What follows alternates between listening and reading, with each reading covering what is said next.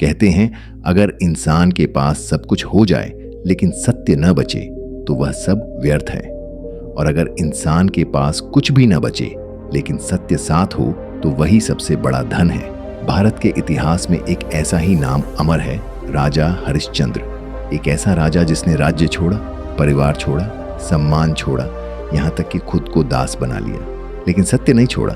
अयोध्या के पास एक समृद्ध और सुखी राज्य था।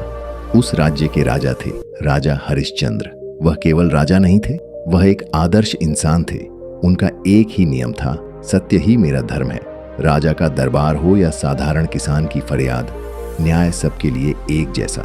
जनता उन्हें राजा नहीं, धरती का भगवान मानती थी। अर्ष विश्वामित्र ने राजा हरिश्चंद्र की परीक्षा लेने का निर्णय लिया। ये परीक्षा आसान नहीं थी, ये ऐसी परीक्षा थी जो इंसान की आत्मा तक तोड़ दे। एक दिन विश्वामित्र राजा के दरबार में आए। राजा ने आदर से कहा, महाराज आज्ञा दें, जो मांगेंगे दे दूंगा। विश्वामित्र बोले, राजन मुझे आपका पूरा राज्य चाहिए। दरबार सन्न रह गया, लेकिन राजा हरिश्चंद्र एक पल भी नहीं रुके।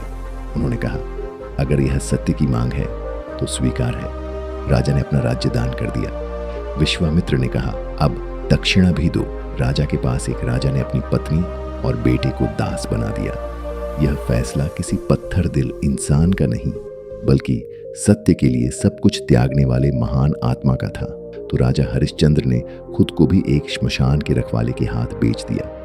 अब वह राजा नहीं रहे, वह बन गए श्मशान का सेवक। दिन रात मृत शरीरों की रक्षा, कर वसूली और अपमान। लेकिन राजा ने एक शब्द भी शिकायत का नहीं कहा, क्योंकि सत्य आज भी उनके साथ था। रानी का दुख, उधर रानी तारामती एक घर में दासी बन चुकी थी। दिन रात मेहनत, अपमान और दुख।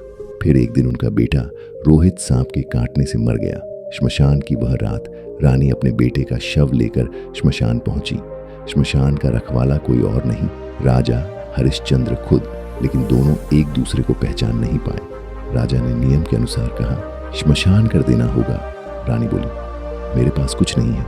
राजा बोले, तो अपने आंचल का आधा भाग दो।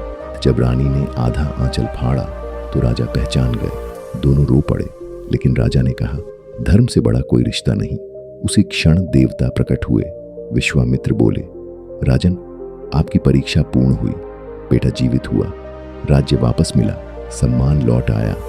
अमर सीख, राजा हरिश्चंद्र इतिहास में इसलिए अमर नहीं है कि वे राजा थे, वे अमर हैं क्योंकि उन्होंने दिखाया सत्य सबसे बड़ा बल है, चरित्र सबसे बड़ा धन है।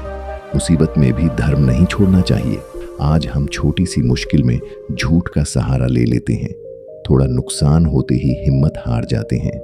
लेकिन राजा हरिश्चंद्र हमें सिखाते हैं, अगर रास्ता सही है तो मंजिल खुद झुककर आएगी।